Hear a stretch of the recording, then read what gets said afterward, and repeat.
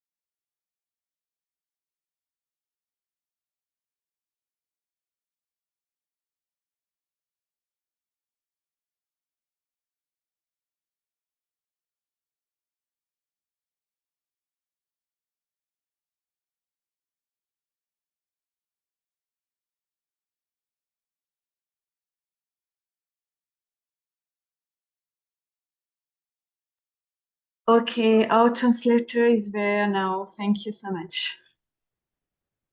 We can begin.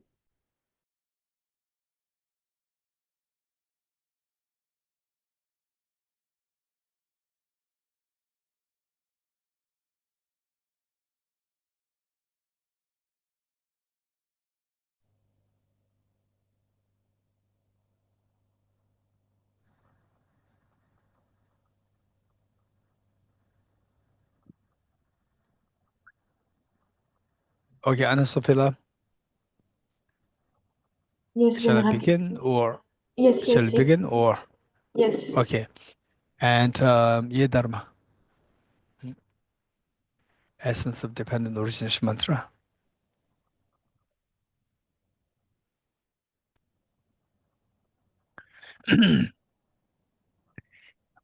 Orang ngun di shina sangi chuduma. I go for refuge and enlightened the tangbuche. Andi jile dinde yingbu songa dinda.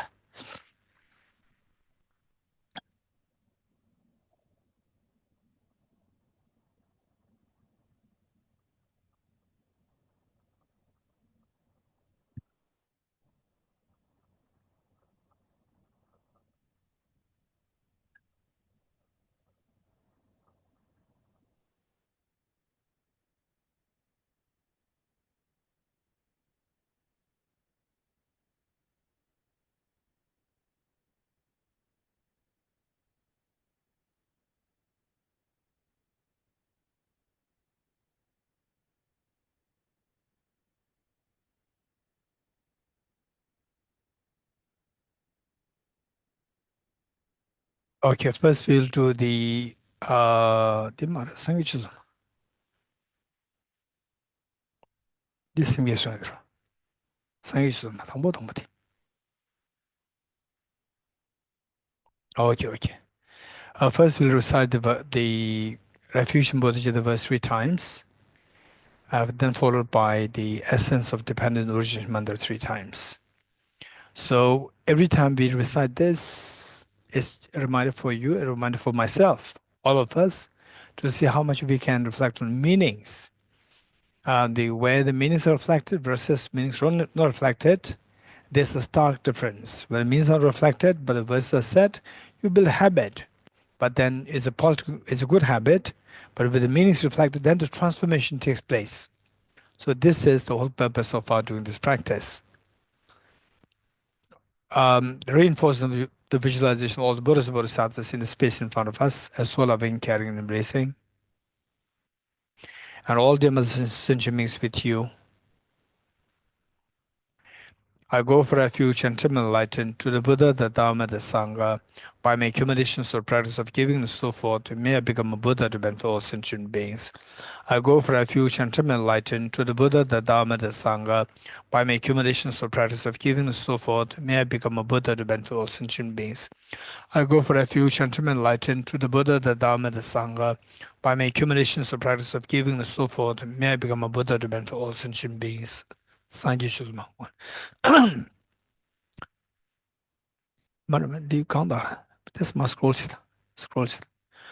Sanje Joda Zoge Chonam La Chanju Pardo Dani Kyapsu Che Tage Jinso Kebe Chonam Chola Benjir Sanje Dubara Sho Sanje Joda Zoge Chonam La Chanju Pardo Dani Kyapsu Che Tage Jinso Kebe Chonam Ge Chola Benjir Sanje Dubara Sho Sanje Joda Zoge Chonam Chanju bardo dane gyabso che dage jinso kebe sonamgi chola penjere sanje drupare sho. Essence of Dependent Voice Mantra.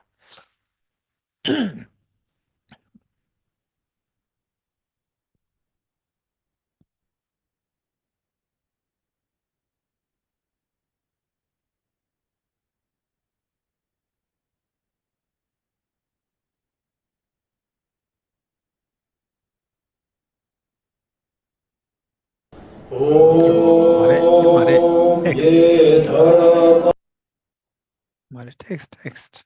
Mantra nge dönshin dura. Gokole yore. Dan sagan shuzum dina mate scroll sindare.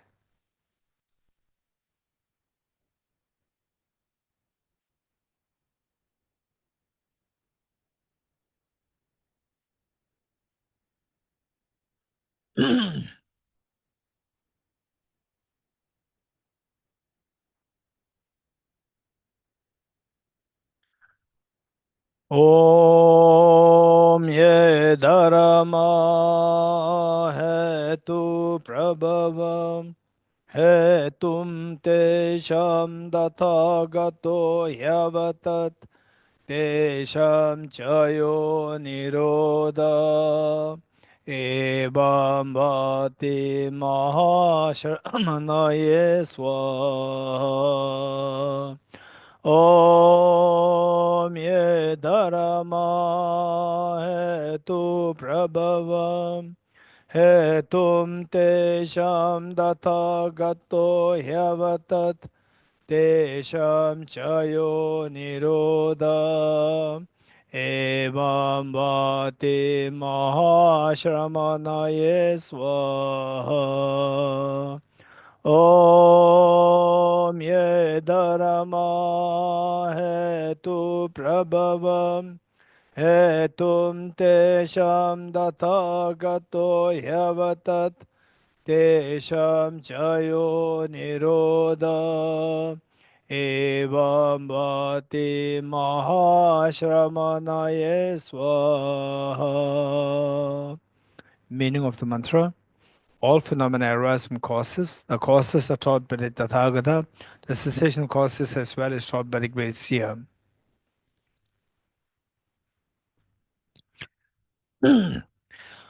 Okay, this in the first session, what we were sharing is that from the text Uttara Tantra, there's a mention that all beings have the capacity to become Buddhas. And what the reasons given is that the first one is that the Buddha's activities, the Buddha's compassionate activities, they spread across all sentient beings forever. the ultimate reality of all phenomena, particularly the ultimate reality of the Buddha's mind and the ultimate reality of the mind of the sentient beings, there's no difference. It's the same. Dishinyer mechata, ryuchina, and everyone has the seed of perfection, seed of awakening, rig, the seed of awakening. The ryuchina lujengun tadu sambe nyingbochen. Therefore, everybody has the essence of the Buddhahood.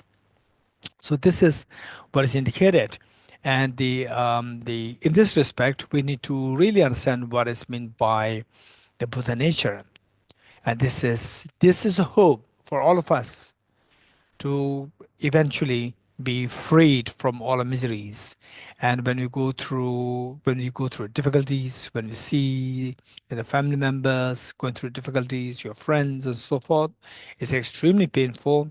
And yet when we come to know the Buddha nature, how this Buddha nature is a reality, it's not just a story. And that too we can experience it, number one. Then we can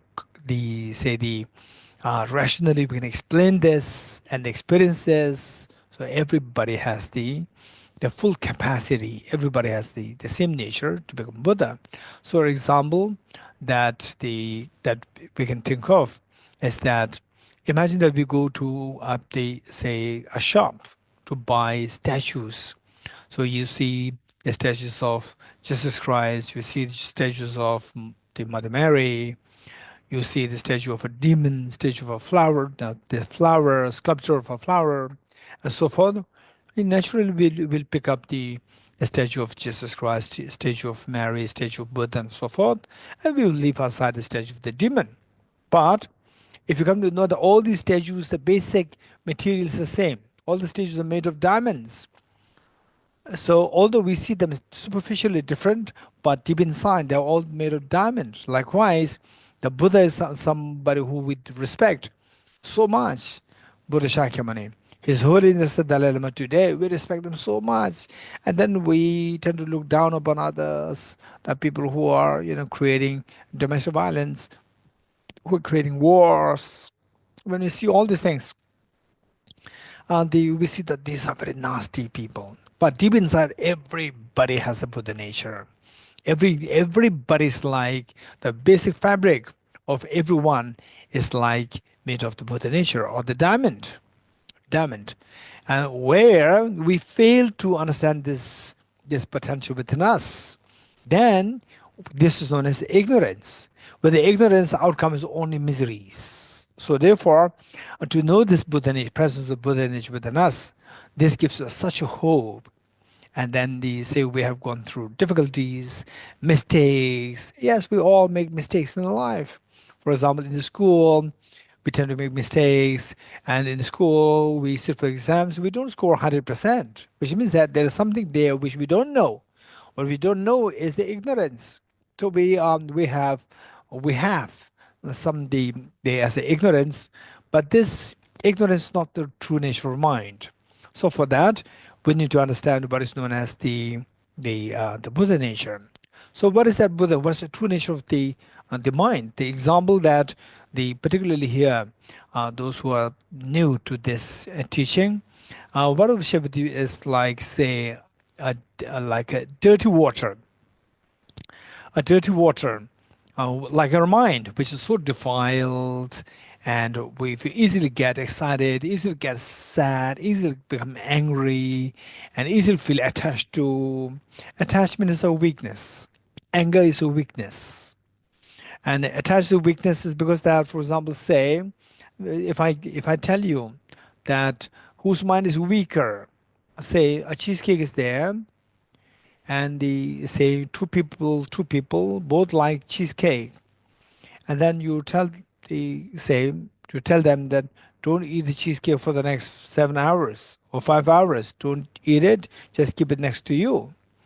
And they say once somebody cannot resist it, just then grab at it, and other one resist it. So if I ask you who has a stronger mind, because the natural person who can resist, that is a stronger mind. So, say the attachment is where involuntary pull because of the weakness of your mind. But this is not your true nature. If the weakness of mind is not your true nature, somebody says you stupid, and then they say for two people that you two are stupid. Person A can easily become irritated. Person B can become very calm, remain very calm. Again you are the state of the weakness. Person A demonstrating the weakness because you are involuntary, you are easily affected by the stimulus. What's easily affected by the stimulus is known as weak. For example, say the two persons go in the crowd, and one person, your arm is fractured. So if somebody touch it, instantly you could feel the pain. But the other person with the normal arm, somebody touch, hit, still no pain, which means that that person is strong. So where you are affected easily, that is a sign of weakness. So these emotions like attachment, anger, particularly these two are nothing but a sign of a weakness. And then the ignorance, attachment, aversion, and ignorance. Ignorance is weakness because we don't know the reality. While the reality is out there, we don't see that. This is our ignorance. So, with this in mind, they say that the limitations and the weaknesses, they are not your true nature. Your true nature is extremely beautiful. So what is that like? This true nature also referred to as the Buddha nature. So where, say you become enlightened, you become a Buddha, but remove all the mental dirt. So then so usually what's the problem? We have the problem of the mind becoming so low, sad, and the loss of hope and so forth. In other words, the suffering. So when you become Buddha, all these are removed. And then, see where we crave for good things they externally. Why? Because if I get the cheesecake, I'll be happy. If I get a good house, I'll be happy. So these are the stimulus. And what you're actually expecting is the happiness inside. And this happiness will grow to the infinity when you become Buddha. So you got everything what you want. So when you get everything what you want, you are not at all dependent on any external factors. No external factors can affect you anymore. So that is the state of Buddhahood. And you have that capacity. I have that capacity. Everybody has this capacity. Low, high, everyone. It's not that someone is higher, someone is inferior. No, everybody's same in that respect. So this Buddha nature, what does that exactly tell me? So I do know my body, I know that. I do my mind, I do know my mind. Each one of us, we know our mind, we know our body. For example, okay, I'm a short person, I'm a short-tempered person, or I'm a compassionate person, and they say I feel bored, by things, and when somebody is nice with me, I'm happy. I know my mind, but where's the Buddha nature? This question. For this, we need to know. Technically, we have to know the Buddha nature is of two kinds. Technically speaking, Buddha nature is of two kinds. One is known as the natural Buddha nature, and the other one is known as proliferating Buddha nature. One is the natural Buddha nature, and the other one is the proliferating Buddha nature. And say what after knowing, knowing the Buddha nature in the context or with the help of examples, you get some idea or some clue what the Buddha nature is like. Then you have to go into the technical aspect of the Buddha nature and relate this to what, when this Buddha nature becomes manifests, what will be the outcome when you become Buddha. So in what way these, for example, apple seed, you plant it expecting apples to grow. What apples will they grow into when this seed manifests fully? So for that, I like to share with you what is known as the non-examples of the Buddha nature, given in Uttara Tantra.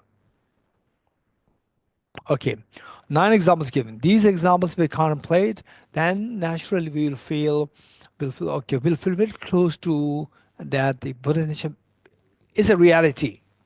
and then we go into the technicalities. Okay, the 9 examples given of the Buddha nature explained in the Uttara Tantra, or the Sublime Continuum in English.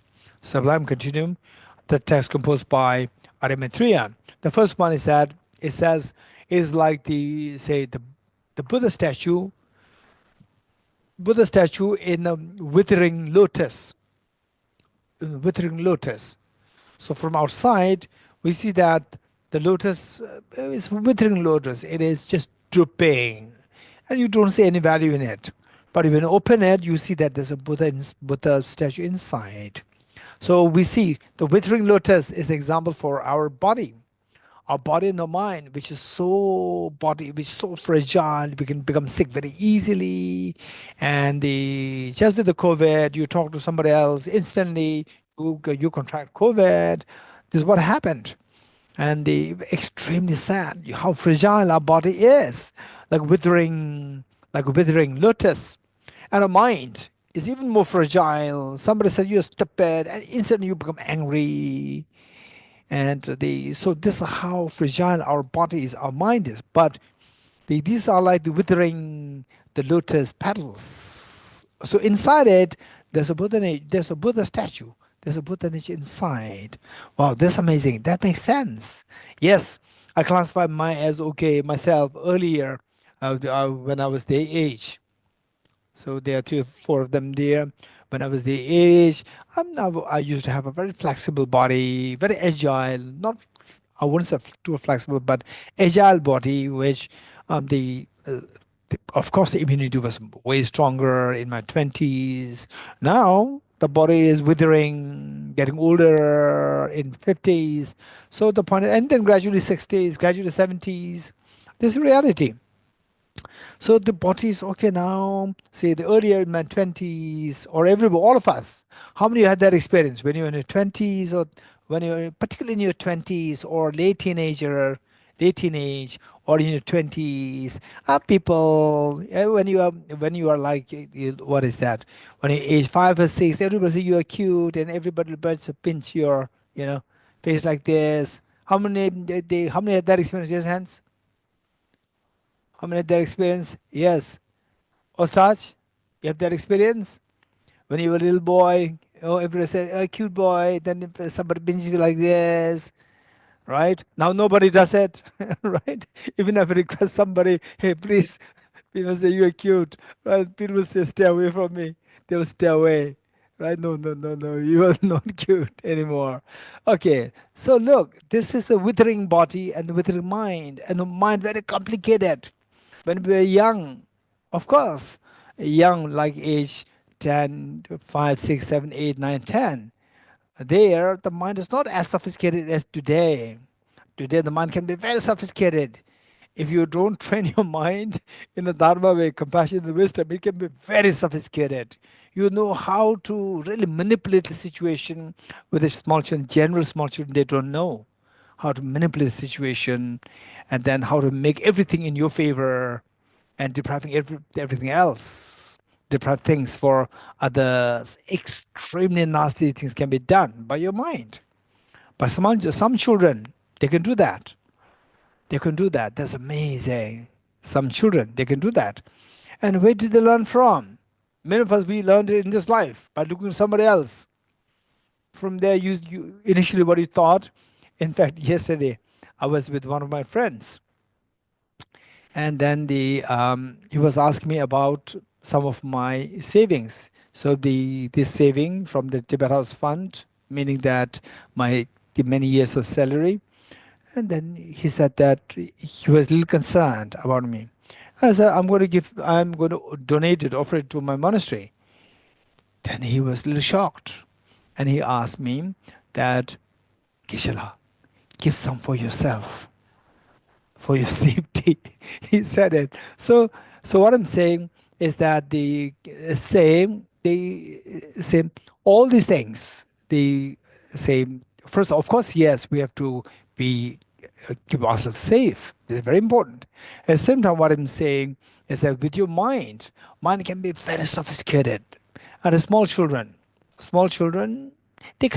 they generally speaking, they don't have these thoughts. But some small children, they're extremely astute. What is that? There's the English word. What is that? Astute. Very sophisticated in their thinking, how to manipulate others. Small children, age 3, 4, some of them can do that. And then where do they learn from? They learn it from past. They brought it from past life, not learn from anybody. They brought the past life. There's a young body, little body, but the mind is old from the past life. So this is, whereas for us, majority of the people, they learn it as you grow, keep growing, then seeing with the people, and then say that now the majority of the people around, they are not really kind. This is the impression that people have. You should save yourself, protect yourself. People are not kind. When you go through difficulties, nobody will come to save you, rescue you. To a great extent, that's true. So what I'm saying is that this is how people learn from each other. Learn from each other. So with this in mind, yes, our mind is very sophisticated, not in a good way, not in a good way. But if you practice the bodhicitta, if you practice the wisdom of emptiness, particularly if you are surrounded by good people, like the dharma friends, we call it, the Kalyan Mitra, or in Tibetan we call it Chudo. So real dharma friends, dharma sangha, say the sangha members or the dharma friends, then this will greatly help us to shape our mind in a positive way, in a very sophisticated way, becoming positive. Whereas if not surrounded by good people, for example, like many of you, I can see that you are associated with Kalachakra Center. This is very, very, very precious. Where the Venerable Elizabeth is there, and then Gisela is there, and then the like-minded people are there, and Sophie, and so forth. They all these, they are there, and now 2 venerables also there, 3 I think. The Sherabla, and then Shuingla, and what is Nadia? Pamela, are you from Kalachakra Center? Okay, so there is another Dr. Nadia. Dr. Nada or Nadia?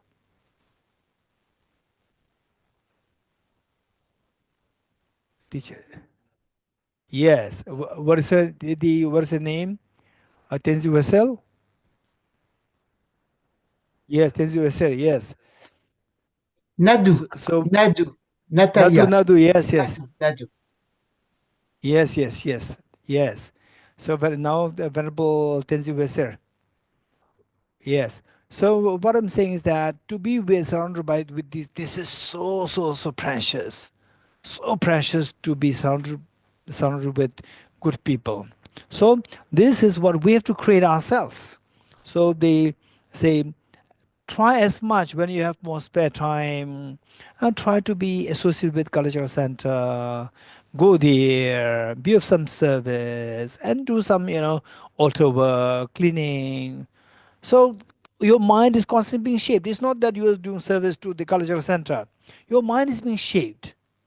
For example, say even for me, when everyone come here, we're seeing the altar. We have a beautiful Buddha, very huge Buddha statue which came from the one Sri Lankan, the abbot, who so generously offered to Tibet House and sent them all the way from Malaysia to India. So every time we come here, I make prostration, and then mainly for myself, for my own progress, shaping of my mind, and then meanwhile to also set example to the younger ones.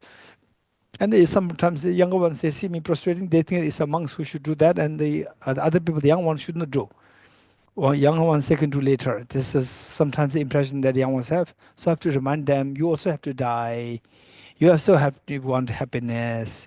You have to make prostrations. So this is what I have to.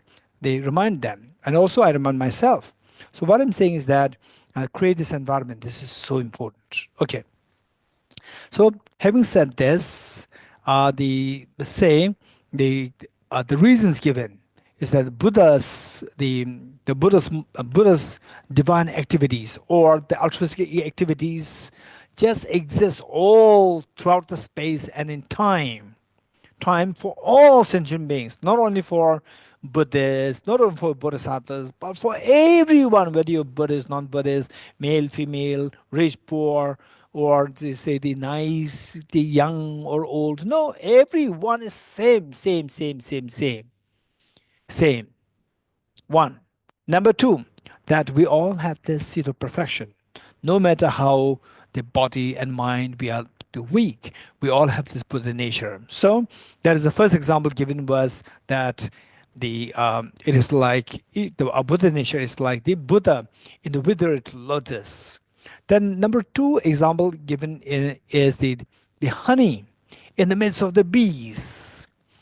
We don't dare to go close to the bees. The bees will sting us.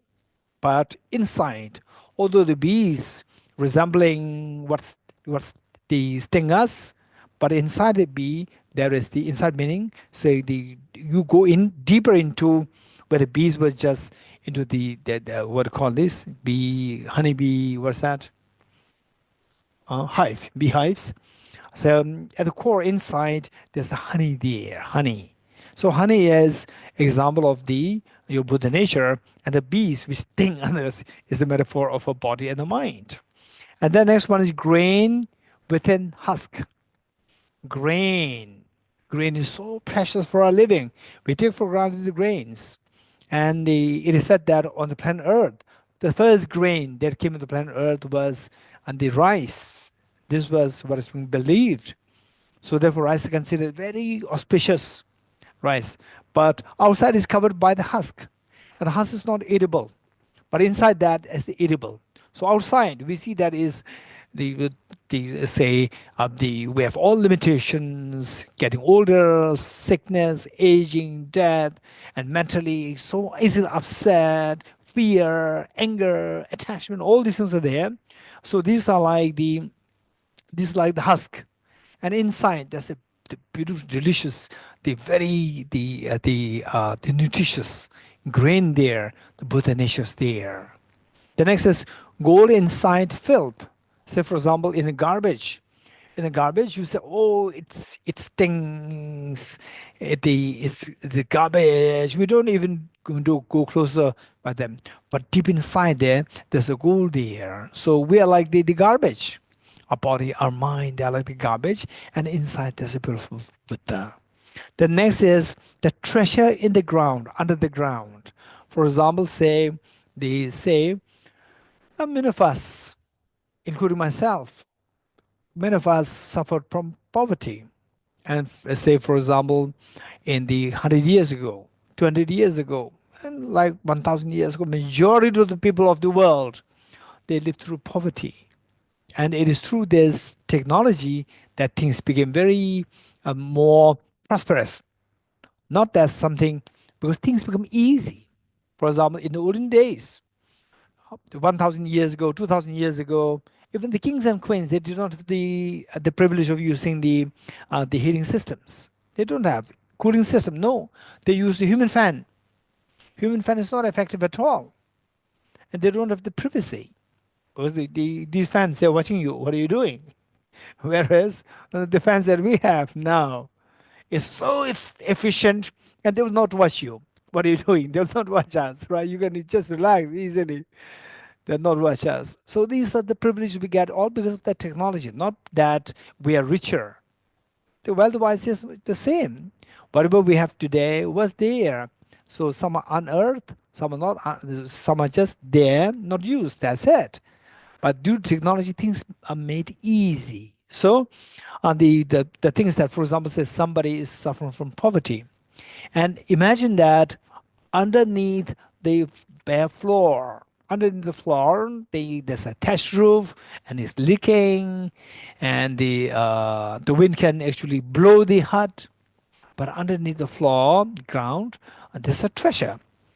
And as long as you don't know the presence of that treasure underneath you, you are a beggar. The moment you uncover this treasure, to discover that there's a treasure under the ground, you are no more beggar. Perhaps you are the richest person in France. We never know. So therefore, this exactly. So we are like the beggars. So for example, we want no say the cold in the winter, but the body feels the cold. So we have to bring the external the heater. Our body doesn't have the internal heater. In the summer, we want cold, but the body cannot produce the internal cold. Again, we have to create the AC from outside. So this is how weak we are. We are so poor. But deep inside, there's a treasure.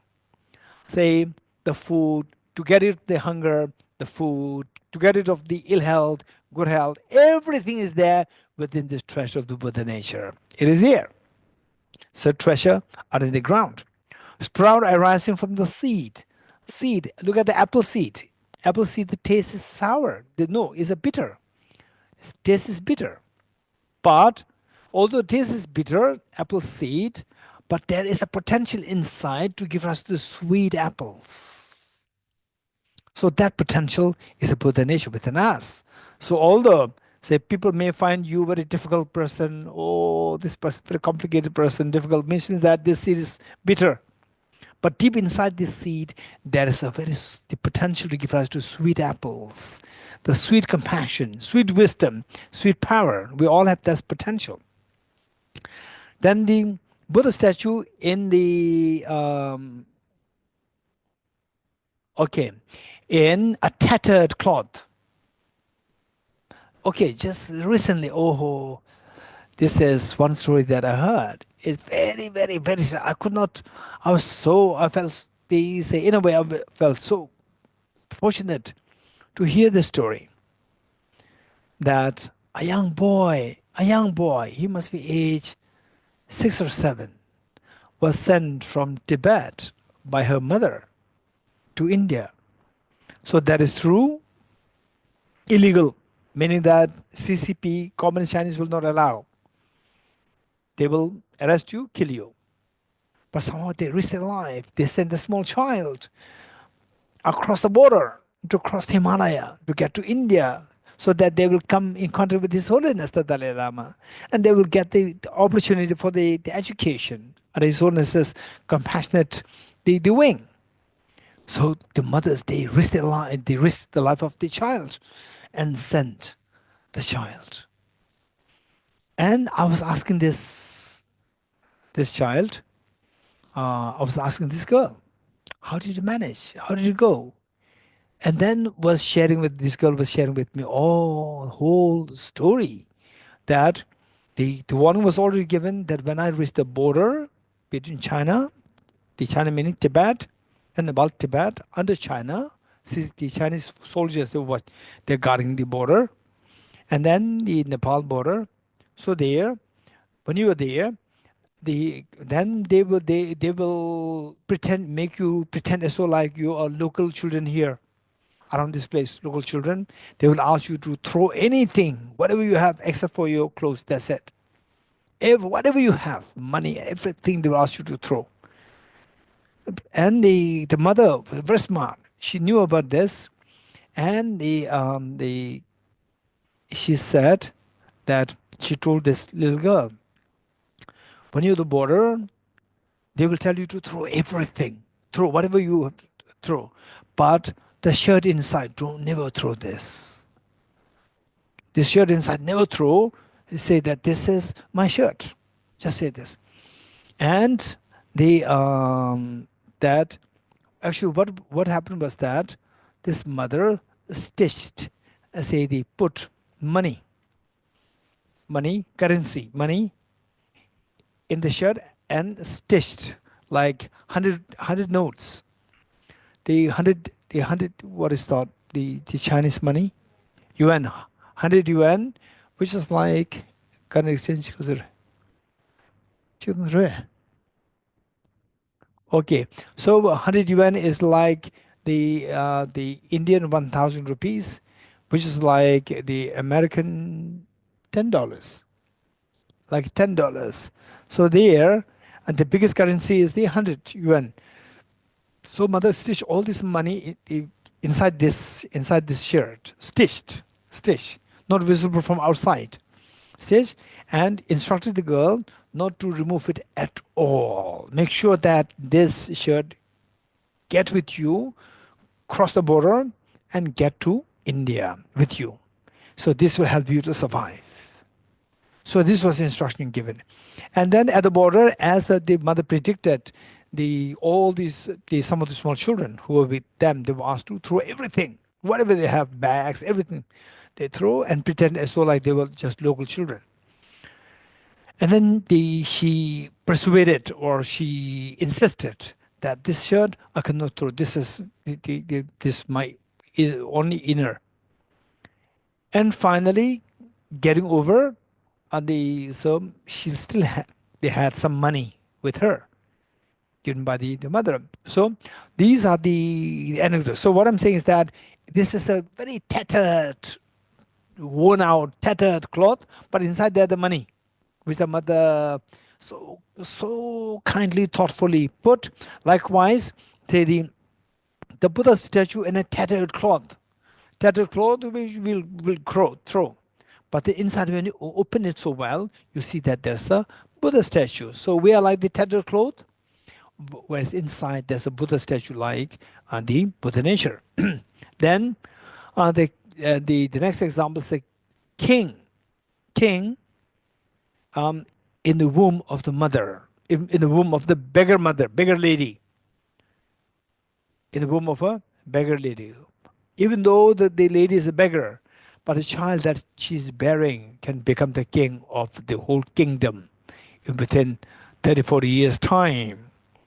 Because this child can be very special and eventually become the king. This is what happens in many places where the ordinary person becomes so influential, powerful eventually to become the ruler of the whole kingdom. So the king in the womb of a beggar. Then finally, gem in a clay. Gem in a clay. One time there was the story, it was a real story, that I don't know which place, was it Burma or Thailand? And say the past histories, we tend to forget the past histories. What happened? This was very fascinating, that there was a huge Buddha statue made of clay. And the monk who was attending to this, the attendant of this, the prayer hall, he was always cleaning this. And one day he could see a very tiny crack in the clay, the Buddha's body, tiny crack. And okay, this needs to be fixed. Then after a while, he could see that something from inside is glowing. He could not believe. Something's glowing. And then the crack becomes bigger. And finally, he was literally, they could see that there's a gold inside. And then when the surface cracked with the clay, when the clay was removed completely, there was a huge Buddha statue inside. The surface Buddha statue was just a surface. Inside there was the golden Buddha. And nobody had clue how this happened. Nobody had a clue. So they were asking the local people, is there any story about the Buddha, golden Buddha covered by the clay? Nobody had any story to share. Finally, somebody from thousands of the villagers, nobody had any story to share about this. Finally, somebody said that it was 100 years ago that the invaders came to invade the whole monastery and the whole village. And they not only invaded, they destroyed all the Buddha statues. And then they, at one point, that in the monastery, there was a Buddha statue there. So there was no doubt that the golden Buddha statue, no doubt the invaders will steal this, will loot this Buddha statue because it's gold. So what the monks did was that they quickly plastered this with the mud to give an impression this is a mud Buddha statue. And then having done all this demolition, vandalism everywhere, they came to this place. And the monks, they cannot carry this. Because many of the Buddha statues, they carry it to different place to safety. But this one is too big that they cannot carry. So they plastered this with the mud. And then finally, all these, when the looters or the invaders, they came and they were tired of breaking. Finally, they see just as the mud Buddha statue is, and then no point. It's just waste of their time. And again, they left.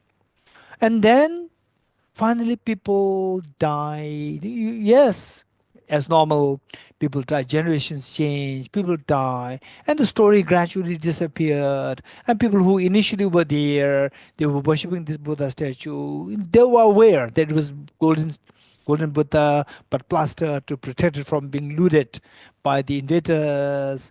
And then still they continued to prostrate. And gradually the next generation came. Next generation, they do not have any story about this. And the third generation came. Story disappeared completely. So they had no clue. So from this plastered thing, they inside this Buddha statue. So this is like gem or the Buddha in the clay. Okay, Buddha statue in the clay. These are 9 examples. If possible, try to note them down. And try to relate this in a real life, meaning that every day, think about each of these points, and see that, okay, wow, this is amazing. I also have the Buddha nature. I'm like the decaying and the lotus. Decaying lotus with the Buddha statue inside. I'm like the honey. I'm like the bees with the honey inside. I'm like the treasure underneath the ground. I'm like the Buddha inside the clay. You think about these, it'll inspire us. Then the next is, once you have these examples all put together, then the next is, what exactly is the Buddha nature? Then it takes us to the technical side of this. So 2 kinds of Buddha nature. First is known as the proliferating Buddha nature, and the other one is the natural Buddha nature. 2. What is proliferating Buddha nature? Okay, first let me explain what the proliferating Buddha nature is. The proliferating Buddha nature, by the definition, is the impure mind, or a mind which is not freed from the mental stains. A mind which is not freed from the mental stains.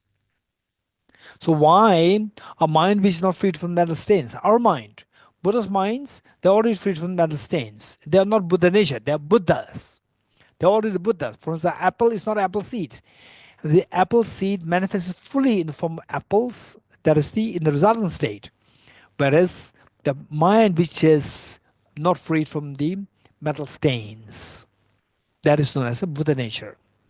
This is known as a proliferating Buddha nature. Why this is known as proliferating Buddha nature is that this mind that we have now, say, how many you have demonstrated, say, the compassion, kindness, at least one time in your life? Raise hands. At least one time in your life. Good. We have demonstrated compassion. But tell me, what is that compassion like? Say, a compassion to a beggar, compassion to a homeless person. Let's say yes. And then they say, what was your generosity like? You gave 2 euros. 2 euros I can give. Okay, now check. Now see. And I can give 100 euros. Okay. The person, does he really need it? Or does she really need it? Right? Okay. When you say 2 euros, you never ask this. Yes. 100 euros. Okay. Is it that he really needs it? He really needs it? You ask question. 1,000 euros? No. Right? 10,000 euros? No way. You're getting it? Okay. So it doesn't mean that you don't have compassion. It doesn't mean that your compassion was not real compassion. No. Compassion varies degrees. 10% compassion. 20% compassion. Compassion varies. It varies.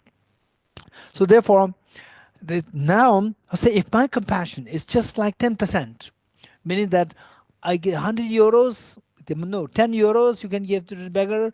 Okay, 100 euros. Oh, I don't have money, right? And then somehow you open a pocket and the money comes out, right? Okay, what to do now? As I said, no money, but it came out. Okay, what to do? Okay, 1,000 euros? No way, right? 10,000 euros? Are you crazy? So we see that the compassion, say, just my compassion 10%, not 20, 30, 40, 60, 70. And Bodhisattvas compassion, they're like 60, 70, 80, 90 the percent. So how come that their compassion is so sophisticated, very high level, and mine was very shallow? Why? Never mind, you have a Buddha nature. You practice it. You practice it and it'll keep increasing. It'll keep increasing. Okay, increasing meaning proliferate. Proliferate meaning the multiply. You practice it properly, then this compassion will multiply, because the practice means remove the mental dirt, the stinginess. Remove the stinginess. Remove the selfishness. Keep removing them. As these are removed, then the Buddha nature becomes more and more vibrant, more and more manifested. This is known as the proliferating. Your compassion inside proliferates. It keeps growing, keeps growing. But, say for example, our self-centered attitude, or our self-grasping ignorance, are these proliferating Buddha nature? No, they grow is not good. Self-grasping ignorance grows is not good. So I say the proliferating Buddha nature should be a mind which is not freed from the stains, but having the capacity to grow more and more as the stains are removed more and more. So self-grasping ignorance, if it grows, it's not good. It becomes stronger, stronger, stronger. So self-grasping ignorance, this is not proliferating Buddha nature. But your compassion, your mind in general is Buddha nature, is proliferating Buddha nature. Or say that your mind in the waking state, your mind in the sleeping state. These are the proliferating Buddha nature. These are the proliferating Buddha nature. So your compassion, very gross compassion, very shallow compassion, although it's very shallow at the moment, there's also a proliferating Buddha nature, because this can proliferate. It can grow through a very systematic practice. So this is proliferating Buddha nature. Next is very sophisticated. Next is the natural Buddha nature. Natural Buddha nature is, okay, now this is a little technical, and the people who are already exposed to emptiness, for you it may be easier, but those who are not exposed to emptiness, you may find it a little technical.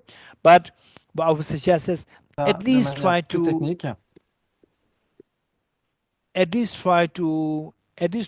moins, learn. Essayez d'apprendre.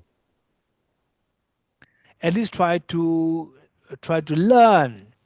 At least try to learn what we are, what is being said here, and then then later on, just see with the help of, say in the center there is Geshe there, and there are many people who, the Venerable Elizabeth is there, and Anna Sophie, and Venerable Tinsherla, Venerable Tenzi Chwingla, and many others are there. And then Jimbala is there. Jimbala is really, really, really learned, and he can help you. So we see that there are many people who can help you to understand this. So with this in mind, and so what I'm saying is that the natural Buddha nature, what is natural Buddha nature? It can be a little technical. So natural Buddha nature is the ultimate reality of the proliferating Buddha nature. Natural Buddha nature is the ultimate reality of the proliferating Buddha nature. In simple terms, emptiness nature of the proliferating Buddha nature is known as the natural Buddha nature. And this is so important, emptiness nature of the proliferating Buddha nature. This is so important, because that There are for two reasons. One is that eventually, when we become Buddhas, for example, like let's say we're watching a movie on the screen. When we watch a movie on the screen, we saw all different things, good things, bad things, wars, fighting, an act of compassion, generosity, all these things we see on the screen. How many agree with me that although so many diverse things are happening on the screen, but they're nothing but only the lights cast on it by the projector, watching a movie in a movie theater? Okay, how many agree with me? Raise hands. It's just light. And this light put in different forms, then you can see as a very sad movie. You feel so sad, you cry. It's just a play of the lights. Play of the lights. Play of the lights. So when you see that on on level of the lights, we see that what we all triggered the emotional, say, the ups and downs. They will all settle down. So in reality, all these diversity that you see in the movie is just absent on the level of the lights. So likewise, the true nature of your mind, the proliferative mind, which determines whether you are sad, happy, or learn, knowledgeable, not knowledgeable, and so forth. This mind, the true nature of this mind is of the nature of the inexpressible emptiness. Inexpressible emptiness. So this inexpressible emptiness also referred to as ultimate reality. So that ultimate reality of your proliferative mind and the ultimate reality of the Buddha's mind, there's no difference. There's no difference. The example that I gave you is the material which made the Buddha statue and the material which made the demon statue. Both are made of diamond. On the surface level, we see that one is Buddha, one is demon. On the deeper level, both are diamonds. Likewise, the Buddha's mind, and particularly the emptiness of Buddha's mind and the emptiness of our mind, there's no difference at all. There's no difference at all. So when you purify the mental defilements, this Buddha nature that we have, also referred to as the natural Buddha nature, this natural Buddha nature will manifest in the form of the Dharmakaya. When you become a Buddha, will become the Dharmakaya. So when you become a Buddha, the natural Buddha nature becomes the Dharmakaya, and your proliferating Buddha nature becomes the wisdom Dharmakaya, and the natural Dharmakaya. So this one, the natural Buddha nature that you have now. When you become a Buddha, it becomes a natural Dharmakaya. And the proliferating Buddha nature that you have now, when you become Buddha, it becomes the wisdom Dharmakaya or Jnana Dharmakaya.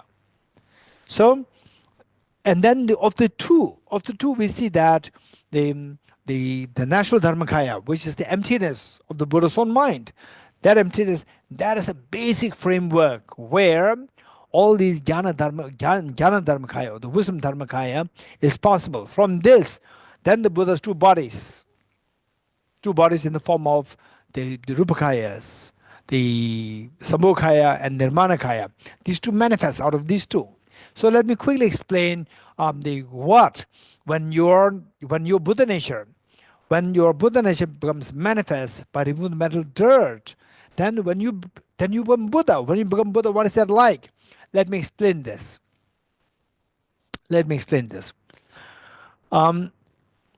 When you and I, when each one of us, when we become a Buddha, so what we have is that in simple terms, that you have attained the state of perfection.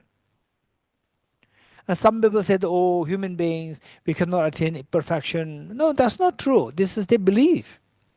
But in reality, that anyone can attain perfection because we have the seed of perfection. Anyone can attain perfection. So this perfection, and particularly when you become a Buddha, the perfection with respect to yourself and perfection with respect to others. In other words, perfection with respect to yourself and perfection with respect to giving the greatest of the benefit for others. So And these are the two things.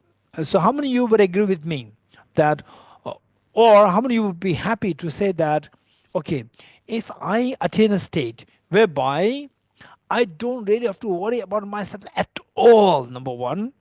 Number two, I also have the potential, the power, full power to remove the worries of everybody else.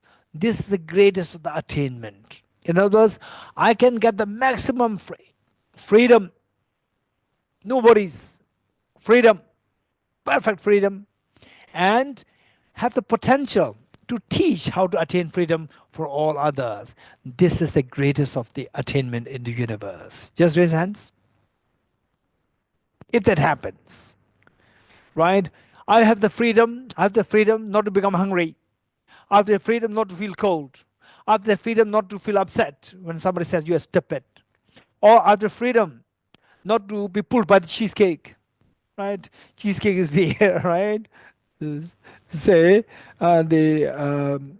say, hey, now you will have to go to prison, and somebody shows the cheesecake, and then your mind is pulled by the cheesecake. No, what is this? You know, so you are in a big problem in a prison, but then still your mind is glued by the cheesecake. This is a weakness. You have no freedom, no freedom. This small cheesecake is deciding your mind, right? Is a weakness. So, where I have the freedom not to be affected by cheesecake, I have the freedom, but when I say not freedom not to be affected by cheesecake, some of you may feel a little hesitant. Why I'm saying this was that it was many years ago. Many years ago, before these, because the young boys and girls, before they were born, when I was a little boy. So there, the television, I'm sure that it was the same case in the world. That when the first television came more on the public domain, in the public, the television started to become more coming in the market, and that too very rare. And that was the greatest of the excitement. For sure, I would say that in those days, people can't even imagine a mobile with your own television. Wherever you go, you can have the television. People cannot imagine that. The television said in those days, like 50 years ago, a television, black and white, with everything buzzing sound, white and black dots everywhere, right? This is a television. And even the movies, whatever you're watching, it's not clear. It's just like dots, but still you enjoy. So there was a time, and the fascination was there in the people's mind. And Buddhism, it was the initial stage of the Buddhism spreading to the West. And there was one teacher who was teaching to a group of American people. And these people today, I remember particularly there's one lady, then she must be a very young girl. And today she must be in her 80s, if not 90s. And she shared this anecdote with me. She said that the first Buddhism when came to America, and she was there, a teacher was giving teaching. And the teacher said, oh, we have to become Buddha for the benefit of all sentient beings, and you will be freed from all suffering. And then she said, Venerable Sir, I don't want to become Buddha. And the teacher was taken aback. Why? And she said, if I become Buddha, I cannot watch television. You're getting it? This is exactly like if I become Buddha, I cannot enjoy the cheesecake. Which means that our mind is still like a small child's mind after teddy bear, cheesecake. So there's nothing good there. The cheesecake is only telling you, exposing you of your weakness, of our weakness. That I'm weak. I cannot even resist the cheesecake. There's a weakness. There's nothing strong. This involves just, if I use it a different word, then we'll understand very easily that is a weakness. This is involuntary pull. If I say that, oh, I'm attached to cheesecake, I like cheesecake, this looks nice.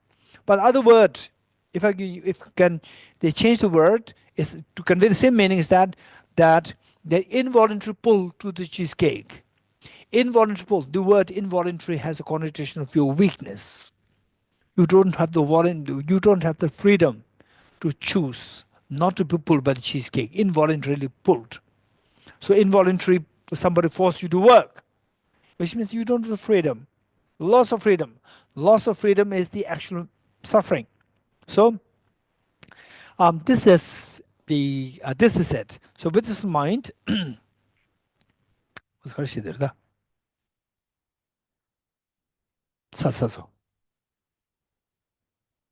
oh, we are talking about the proliferating Buddha nature. We are talking about the when you become a Buddha. When you become Buddha, your mind is totally freed of all these lack of freedom. You get total freedom. So freedom not to feel cold, freedom not to feel hungry, freedom not to feel sad, freedom, and they say not to have any limitations. If that is Buddha, I would truly want to attain that.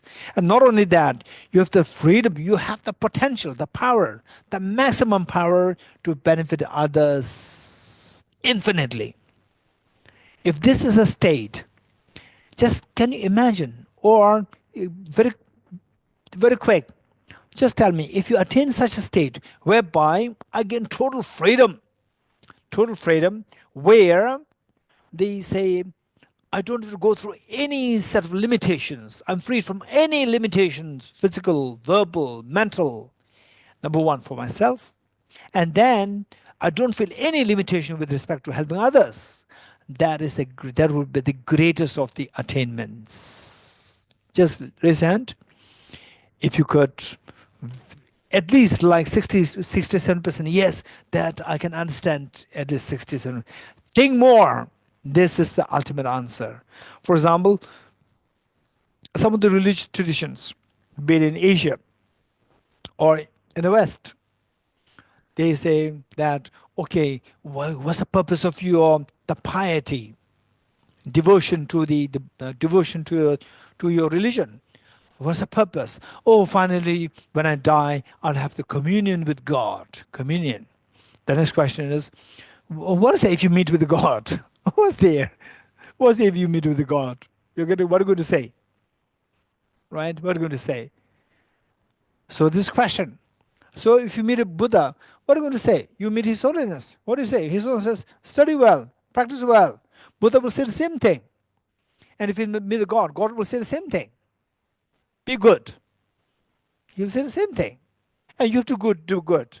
It's not that God says, be good, and then automatically you become good. No. Buddha said, His Holiness said, study well, and automatically you become a Nobel laureate. No. You have to study. So this is reality. People are so blindly been, indoctrinated, believing that you meet with the Buddha, or you meet with God, and then something happens. No, nothing will happen. Nothing will happen. Okay, so that we have to be very, very clear in our mind. So that attainment is when you become a Buddha, you will attain these two qualities. One, perfection of the freedom.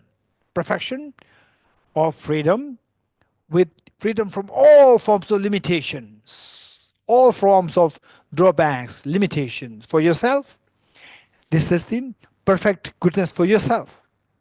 And then the freedom from all forms of limitations from helping others. That's the perfect goodness for others. So these are the two attainments that you get when you become a Buddha. So first one is known as Dharmakaya, and second one is known as Rupakaya. Rupa meaning form body of the Buddha, and the truth body of the Buddha. So truth body of the Buddha is with respect to your mental qualities, and form body of the Buddha is with respect to your physical qualities. So to physical, you have the body and the mind. Mind related is more for your ultimate goodness for yourself, and the body related, this is for the ultimate goodness for others too. Okay, let me explain a little bit more in detail. Now a little more technically. Say Dharmakaya, related to your mind, mental qualities. Why this is known as the ultimate goodness for yourself is because that the ordinary beings, sentient beings, they cannot have direct access to these mental qualities of the Buddha. It's exclusively for you. This Dharmakaya or the mental qualities of the Buddha, these are not directly accessible to the sentient beings. Therefore, these qualities are known as qualities of ultimate goodness for oneself. Whereas the Buddha, for you to become Buddha, is finally to protect yourself, to have yourself the maximum, the fearlessness, infinite happiness, and also create the same thing for others. So unless others have access to you, how can you benefit others? So you have to the Rupakaya, which is the form body of the Buddha, to give access to all the other sentient beings. So that is known as the form body of the Buddha. Then your mind manifests in the physical forms. Your mind manifests in the physical forms. That is known as Rupakaya of the form body of the Buddha. And this Rupakaya again is of two kinds. One, which is known as the Sambhogakaya. In English, it is known as enjoyment body of the Buddha. Enjoyment body of the Buddha. And the other one is known as the emanation body of the Buddha. Enjoyment body of the Buddha and the emanation body of the Buddha. And what's the difference? Enjoyment body of the Buddha is accessible only to the Arya Bodhisattvas. Let me repeat it. Of the sentient beings, this enjoyment body is extremely subtle, that is accessible only to the Arya Bodhisattvas. Bodhisattvas who reach the path of seeing. Gate, Paragate, Parasangate, Bodhiso. Of the 5 paths, the third one, Paragate. Only when somebody reaches the path of seeing, Paragate, Parasamgate. So these two, path of seeing, path of meditation, Bodhisattvas, there are 2 Bodhisattvas. Bodhisattvas on the path of seeing and path of meditation, only they have direct access to the Sambhogakaya, enjoyment body of the Buddha. Whereas the rest of the sentient beings, they cannot have direct access to this Buddha, to the Sambhogakaya. Although Sambhogakaya is the physical form, but it's not directly accessible to people like us. So for us, what is required is the Buddha again, Sambhogakaya manifested even more in the form of what is known as emanation body of the Buddha. So emanation body of the Buddha is accessible to the other sentient beings who are karmically more pure. So this is how when you become a Buddha, you can benefit the beings with the help of the Rupakaya, of the form body of the Buddha, which are of 2 kinds, Sambhogakaya and Nirmanakaya. Sambhogakaya meaning the enjoyment body of the Buddha, which is only directly accessible to the Arya Bodhisattvas, and then the Nirmanakaya accessible to the ordinary beings, also to the ordinary beings who have purer karmic, who have karmic purification, greater degree of karmic purification.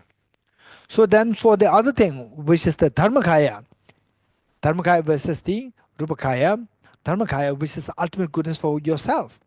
So this is why, because the mental qualities of the Buddha, they're directly accessible only to the Buddhas, not to the sentient beings. So therefore it becomes exclusively for themselves, for their own ultimate goodness.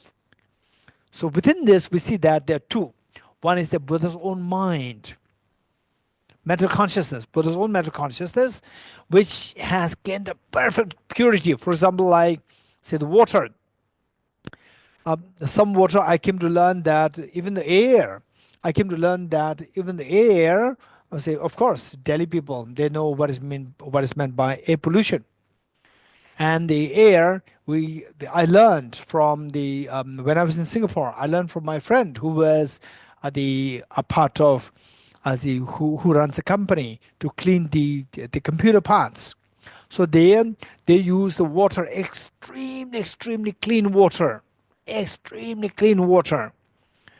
and they said he was clean water, and the air within that small the space, within the small room where the cleaning takes place, even the air there is extremely clean. The water use is extremely clean, and the air that is being sent from some pipe, that is extremely clean. And they could talk about some kind of micron, the size of the air particles, They're talking about in the form of the microns. So what I'm saying is that the Buddha's mind is like this extremely clean water. How many of you have seen the water which is extremely clean? How many have seen? Wow, this extremely clear, crystal clear water. Raise hands. Okay, so in fact, for me, when I was in Dharamsala climbing, that was like when I was a teenager. I must be 16 or 15, 16 or 15. Yeah, 16 or 15, maybe 17. We were climbing the mountain, snow mountain, and then in the middle of the snow mountain, there was some glaciers, and the snow melt, and some water bodies were created, small water bodies created, and the water that I saw there was crystal clear, crystal clear. So this is the Buddha's mind, crystal clear, where all the defilements, complications were all removed completely. Cognitive obscurations, afflictive obscurations, all removed completely. So that is the Buddha's mind. And this Buddha's mind is not directly accessible to the sentient being. So therefore, that is exclusively referred to as the ultimate goodness for themselves, for the Buddhas. So when you become a Buddha, your mind, your mental consciousness become like that, clarity. So that is known as the wisdom dharmakaya or the jnana dharmakaya. And the emptiness of that mind is known as the natural dharmakaya. So Swabhava Dharmakaya or the natural Dharmakaya. So these two things are there. And then now, if I were to explain, give you like a pictorial understanding of what is that like when you become Buddha, it's like just in the open space. I say you have the farmland and you're planting, you are growing crops. So you need rain. You have to wait for the rain. How the rain is created? So first there is open space. In the open space, then they say the vapors, water vapors. The water vapor, say they start to go in the space, open space, leaves room for the water vapors to come up. And the water vapors, they'll become the cloud. They'll become the cloud.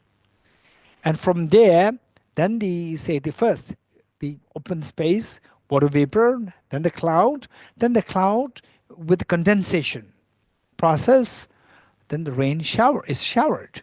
So open space is like the Dharmakaya, initial Dharmakaya. Your real when you become Buddha, that is the real Buddha. That allows everything to happen from this open space. The vapor gaseous space to be around. That is your wisdom Dharmakaya. From the wisdom Dharmakaya, then the cloud is formed. That is the Samogakaya, which is now visibly seen as a solid cloud there. From the cloud, then the rain showered. That is the Nirmanakaya, or the emanation body of the Buddha. So this, and then the crops grown. Because of coming in contact with the crops, they resemble the sentient beings, particularly the ordinary sentient beings. So this is how when you become a Buddha, how you're able to get the maximum benefit. And this Dharmaka, this space is not altered at all. Whether there's the vapor coming, no vapor coming, the space remains a space. That is non-wavering at all. So that Dharma, it says that the Buddha is not wavering from the Dharmakaya. Not wavering from the Dharmakaya, you attain the ultimate, the goal of the Dharmakaya. From there, then you manifest yourself in different forms. The Buddha forms like Shri Kalachakra, Shri the Guya Samaja, Shri Vajrabhairava, Aramanjushri, Aravalokiteshvara, Aretara, Hevajra, and so forth. All the manifestations arise from this space of the Dharmakaya. Okay, so this is about the four Buddha bodies, or the 5 Buddha bodies. When your Buddha nature, it becomes where the Buddha nature, all the mental defilements are removed from your mind, and the Buddha nature becomes manifest completely. Now, before I wind up this class or this the 2-session program, I'd like to quickly touch on one area, which is really technical, but if you pay attention, will be very important for us. And don't think that it's difficult. It's not difficult. It's only a matter of paying attention.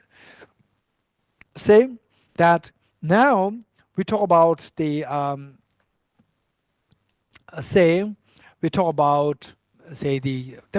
mental defilements to be removed.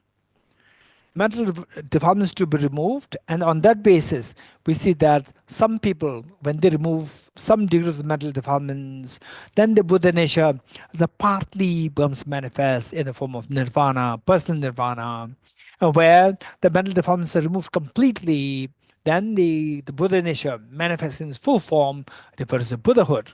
So, what makes the difference? What makes the difference where the partial awakening and full awakening? Where lies the difference? This is a big question. So the point is that our mental, the Buddha nature, how that can be purified? It can be purified on 2 levels. So what are the 2 levels? So first, let me share with you that, for example, say when we interact with any object, say you are watching a movie, or you're listening to a music, or you're looking at this flower. So in all these cases, your mind interacts with the object. And some people, just by seeing the flower, oh, this beautiful flower, I wish I have one so that I can offer this to the Buddhas, Bodhisattvas on my altar. Or some people will say that, oh, I wish I also have this beautiful flower because that I can put it on my table and it looks nice. It makes my house beautiful. So look at the mindset, it's very different. For some people, when they go to the shopping, the first thing is that, oh, what I like to have for my dinner, and so forth. But some people, the first thing that comes to the mind is that, okay, so what should I buy to make offering to the Buddhas, Bodhisattvas on the altar? So these different ways of looking at things happen. So again, where lies the difference? It's all about the habitual tendencies, which in turn depends on the environment.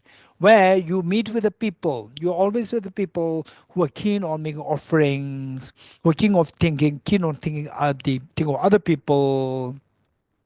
The moment you are about to go to the hotel and then or to a very, very fancy restaurant where they say the food that you eat is about like 60 euros or 100 euros, then instantly you think about, oh, there are so many poor people, I can help them, I can have something good for like 10 euros is good, 10 euros, and the remaining 80 euros I can donate, make offerings for the poor people. Some people, the mere thought of the poor people, oh yeah, $2 good enough.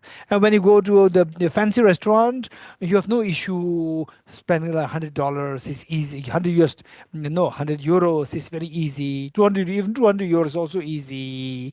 But for helping the poor people, even 10 euros is very difficult. For some people, spending on yourself, like 100 euros is difficult, but giving to poor people 100 euros is easy. Mindset can be very different.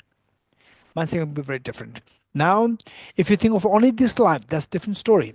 Whereas if you keep into consideration or the equation of the future lives, then to be kind, eating fancy food may not necessarily make you happy, but kindness will for sure make you happy. Kindness for sure will make you happy. And a kindness, there are various levels. So with this mind, our mind, why some people, they say Buddha nature manifests only partially. Some people, Buddha nature manifests fully. So broadly speaking, we can break them into two classes. One is partial and one is full. What do you mean by partial and full? This is what I'd like to share with you here. Say, when you interact with this phenomena, various thought processes come to us. When you mingle with the good people, very compassionate people, you also learn to be compassionate. When you mingle with the bad people, you also tend to learn bad things. But some people, when they mingle with the bad people, then their goodness reinforces. Their goodness. Oh no, I'm in the wrong company. Oh no. Yes, something of this kind. Also what I used to do. Now I realize this is bad.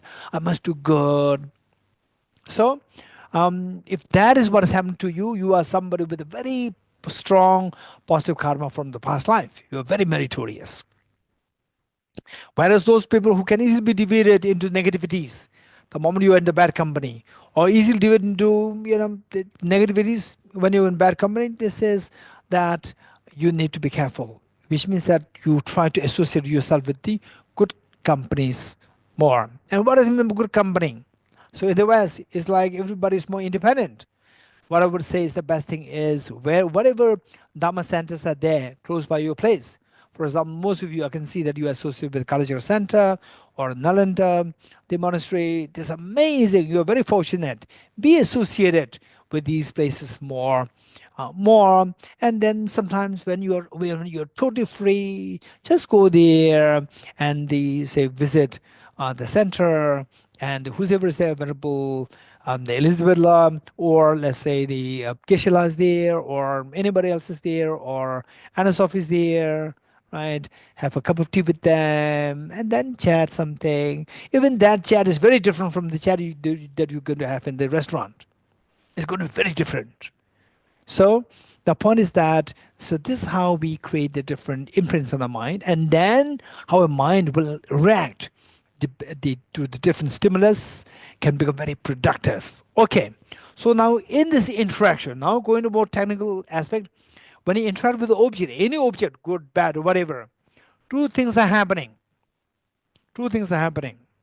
That, for example, you look at this flower, oh, it's so good, and you feel attached to this flower, or it's so, and then you say you're always been seeing flower. You feel upset seeing the flower, again flower. Okay, some people, it's beautiful flower, it's amazing. So there, what is happening is that there are two things happening. When your mind interacts with the object, let's say flower, there are two things happening. In other words, this interaction is responsible to feed your mind with some information. That information decides the feelings. Feelings decides your intention. That's a karma. So therefore, this karma, act of push, involved push and pull. So positive karma and negative karma all decided by the feelings. What kind of feelings? If feelings decide by the cognitive thought process. Cognitive thought process because of the information fed to your mind. This information is fed through the object. So interaction of the object. Your mind interacting with the object. So this interaction plays a very important role. When the interaction is sound, everything else will fall in place. Good things. When the interaction is not sound, wrong things will result out of that. So this interaction involves two things. One is the object appears to the subject, number one. Object appears to the subject. This act of apprehension, act of appearance. Object appears to the subject. And then the subject interacts with the object. In other words, subject engages with the object, or the subject apprehends the object. So act of apprehension. Act of appearance and act of apprehension. There are two. So these two decide what your information is going to lie. And this information decides your cognitive, the discrimination. That decides your feeling, and the feeling decides your intention of the karma. What positive karma, negative karma that you accumulate. And that decides your state of being, happiness, miseries, and so forth. So with this in mind, so this interaction, that plays very important role. So this, to make sure that this interaction is something constructive, not destructive. In other words, this interaction is valid. This interaction should not be invalid. So valid, invalid, it is all based on the appearance of the object and the apprehension of the object. So invalid appearance and invalid apprehension will result into miseries. Valid apprehension and valid appearance of the object results into nirvana, and initially as the happiness while in samsara, and nirvana and Buddhahood. So what is that? What is that appearance and the apprehension? So mistaken appearances, they are very difficult to get rid of. Mistaken apprehension, they're relatively easier to be gotten rid of. Mistaken appearance, mistaken appearance and mistaken apprehension. Mistaken apprehension is easier to be gotten rid of. So with the mistaken apprehension is associated with the samsara. So unless we get rid of the mistaken apprehension, we cannot get away from samsara. So when we get rid of mistaken apprehension, for example, like let's say that you go to, so now in the winter, you have a snowfall and you put on the blue glass. A small child seeing snow for the first time, put the blue glasses on. Small child, oh, this is snow. The mother says, this is snow. Oh, I see, the snow is blue. But the mother was, no, snow is white. No, it's blue, because the child is seeing snow for the first time and putting the blue glasses on. And the mother said, no, this is white. You remove the blue glasses. Oh, I see, this is white. Now the mother puts the glasses back to the child. The snow appears as blue, but the child will not say the snow is blue. So snow appears as blue, there's mistaken appearance, but the child will say the snow is white. The child will not apprehend the snow as white, snow as blue. So apprehension is removed. Apprehension of snow as blue is removed, but the appearance of snow as blue is not removed unless the glasses are removed. So of the two, removing the mistaken apprehension is easier. In other words, mistaken apprehension is grosser in comparison with the mistaken appearance. So mental defilements, there are two, gross and subtle. Gross mental defilements are referred to as the afflictive obscurations, and subtle mental defilements are known as cognitive obscurations.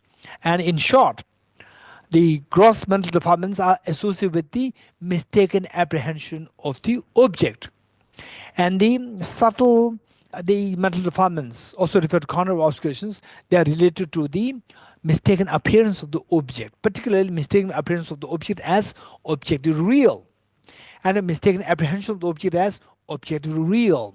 So these two, when you remove the mistaken apprehension of the object, you remove the afflictive obscurations, then you attain nirvana, but not Buddhahood. On top of that, when you remove the mistaken appearance, you remove the cognitive obscurations, then all the mental defilements are removed and you become a Buddha. Okay, I will stop here and I may entertain some questions if you have. Anna Sophila? Yes, can I have? Okay, I may ask some I may entertain some questions. You may.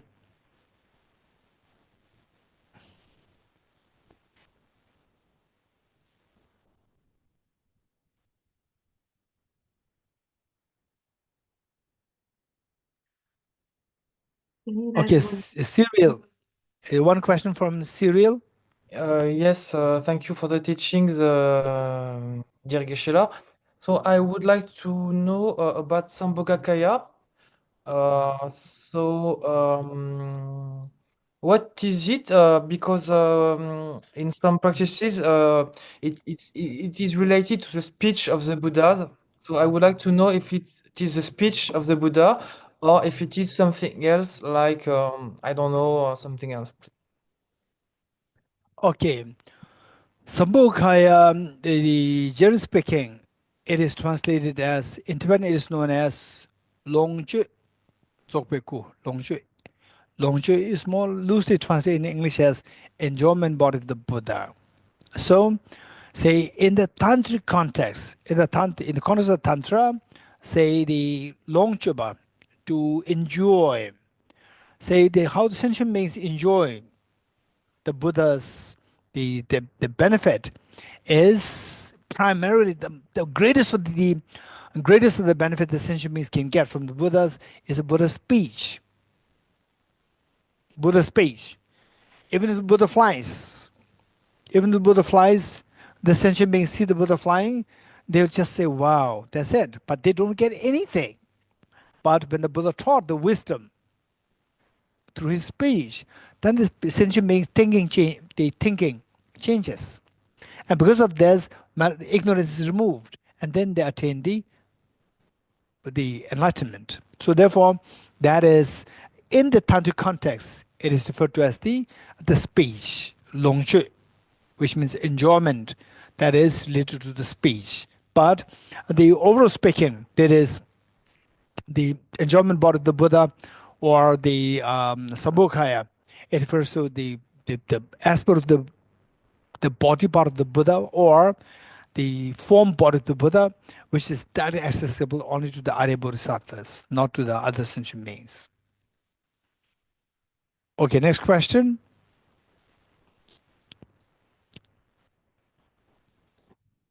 Isabel.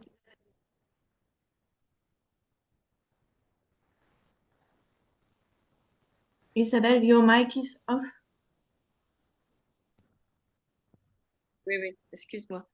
Donc, quand l'appréhension est erronée, donc on la supprime, enfin on comprend, quand on l'élimine par l'étude, le raisonnement, lorsqu'on finit par comprendre que ce qu'on voit, ça n'est pas la réalité, enfin si j'ai bien compris, mais ne plus voir le bleu à ce moment-là, enfin toujours dans l'exemple de la neige, est-ce que c'est ce qu'on appelle une réalisation directe? Est-ce qu'il faut être Bouddha pour ne plus voir le bleu?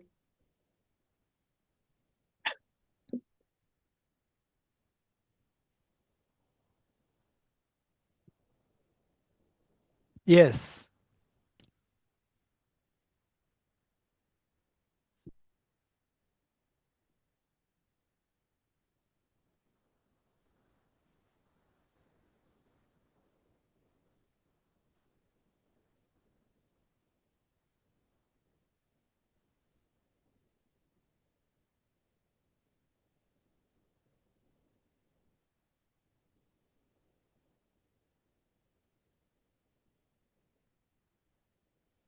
Okay, that's good. Thank you. This is a good question. Okay, so I made it very quick. So these things, if to be explained in thoroughly, it'll take minimum like few sessions. So I just in few seconds I said it, and Isabel, you picked up the very complicated part. So what is that example? Say the child puts on the blue glasses, then see the snow for the first time. Wrong appearance. Oh, the snow appears as blue. And then the child also believes that the snow is blue. So wrong appearance, wrong apprehension both. Then the mother says, no, no, no, no, the snow is white, it's not blue. Child says, no, it's blue, I can see that. Then the mother removes the glass and then, oh yeah, that is not blue. That is, okay, better I would say, put it, not to confuse. I would give another example. I say a small child and Isabel, or let's say small child and Anna Sophie and Isabel. So small child puts on with the blue glasses on, and seeing the snow for the first time, and the Isabel tells that the snow is white. Child says no, the snow is blue, because the snow appears as blue, and child believes the snow is blue, which means that wrong appearance and wrong apprehension. Then the Anna Sophie comes with the blue glasses on, and Anna Sophie, hey Anna Sophie, the snow appears as what? It appears as blue. Is it blue? She says, no, no, it appears as blue. It is not blue. So there's a mistaken appearance, no mistaken apprehension. Mistaken apprehension is removed because she doesn't believe that the snow is blue. Now Isabel, without the blue glasses on, snow does not appear as blue, no wrong appearance, and she does not also believe the snow is blue. So no wrong appearance, no wrong apprehension. So the first one is like the ordinary beings like us, the small children like us, where we see things objectively real and we believe things objectively real. Dream is real, dream appears as real, and we believe the dream is real. Then in the second case, like Anna Sophie, where somebody realized emptiness already, but they are yet to become Buddhas. So for them, when they see other things, things appear as mistaken, but they don't apprehend them as object real. They don't have the misapprehension of the object as object real. Then with the Buddhas, like the Isabel, the things don't appear as object real, no wrong appearance, no wrong apprehension both. So that is when you become Buddha. So remove the glasses, that is like when you're Buddha. Yes.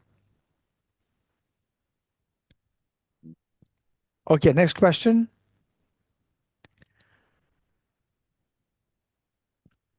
Okay, if there's no further question, then we will do the end direction prayer. End direction prayer, the Christophla, end direction prayer, the long form. The longer form.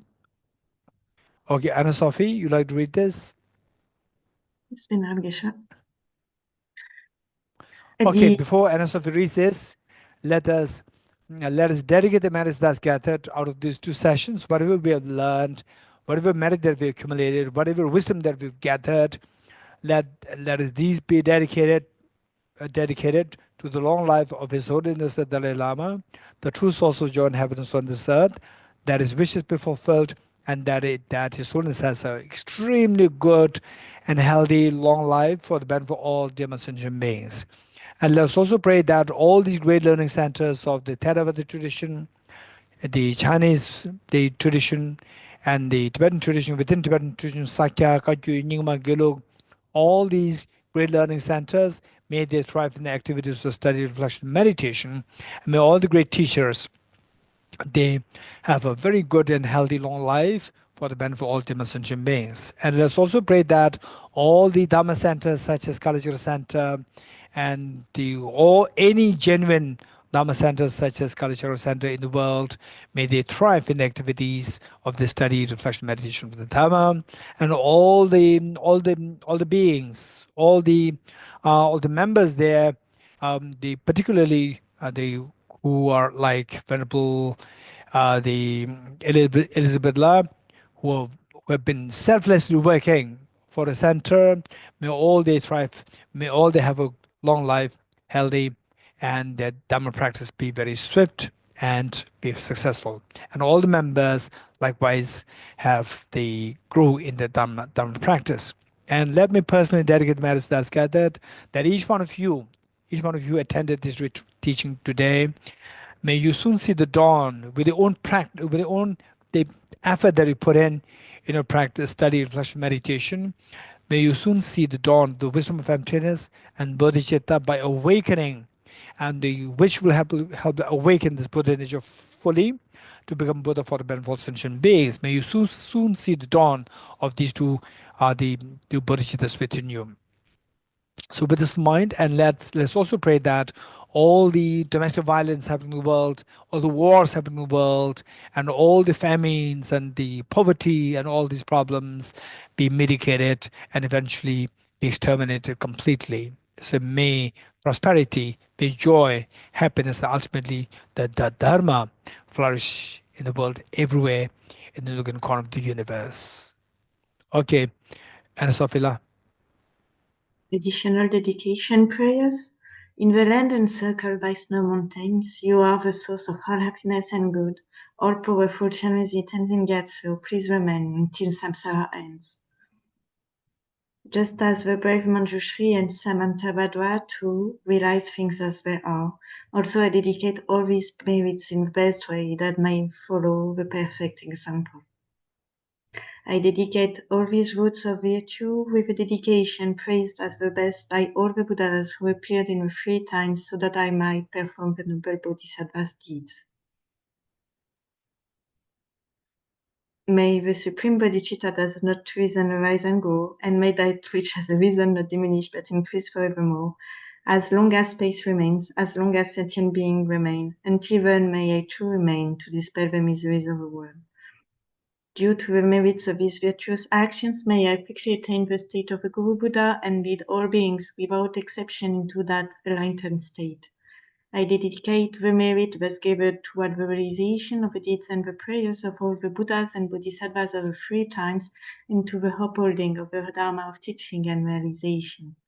May I in all lives, through the force of this merit, never separate from the 4 worlds of the Mayana Baker, and accomplish all the stages of the path, renunciation, bodhicitta, perfect view, and the 2 stages. With a wish to free all beings, I shall always go for refuge to the Buddha, the Dharma, and Sangha until I reach full enlightenment. May the poor find wealth, those weak with sorrow find joy. May the fallen find new hope, constant happiness, and prosperity. May all who are sick and ill quickly be freed from their illness, and may every disease in the world never occur again. May the frightened cease to be afraid, and those bound to be freed. May the powerless find power, and may people think of benefiting one another.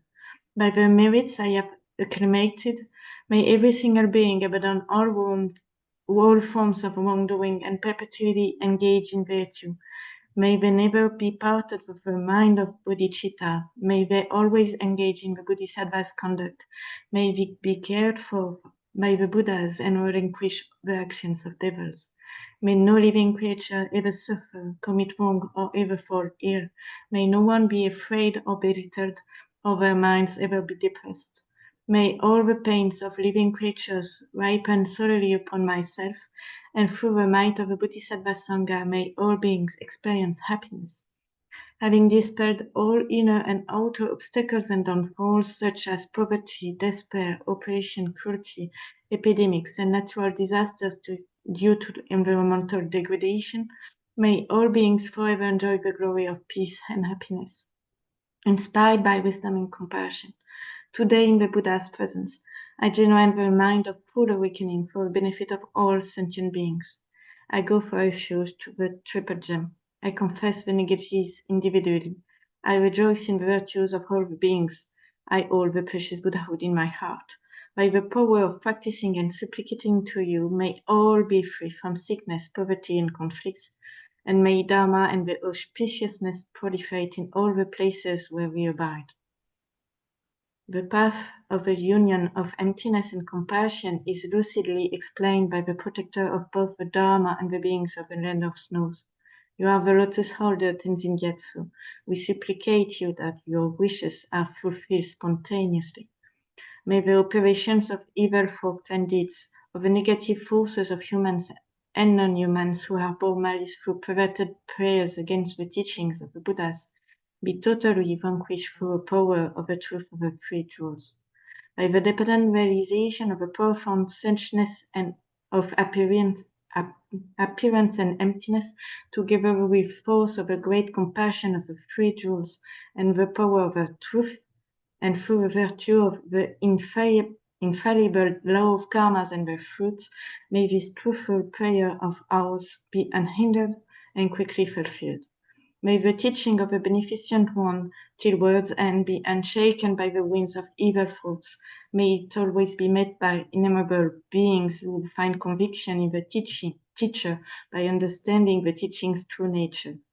May I never falter even for an instant to uphold the excellent way of a sage, which illuminates the principle of dependent origination through all my births, even giving away my body and life. May I spend day and night carefully reflecting by what means can I enhance this teaching achieved by the Supreme Savior through strenuous effort over countless eons. In all my lives, never separated from a perfect Gurus, may I enjoy the magnificent Dharma by completing the qualities of the stages and the paths. May I quickly attain the state of Vajradhara. Throughout my future lifetimes, may I always be guided by Arya Manjushri and be able to uphold the Dharma in general and the teachings of dependent origination in particular, even at the cost of my life.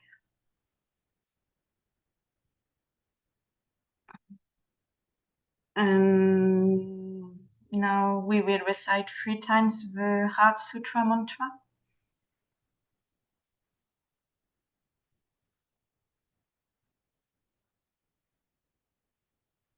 Tayata Om Gati Gati Paragati Parasamgati Bodhisattva Tayata Om Gati Gati Paragati Parasamgati Bodhisattva Tayata Om Gati Gati Paragati Parasamgati Bodhisattva.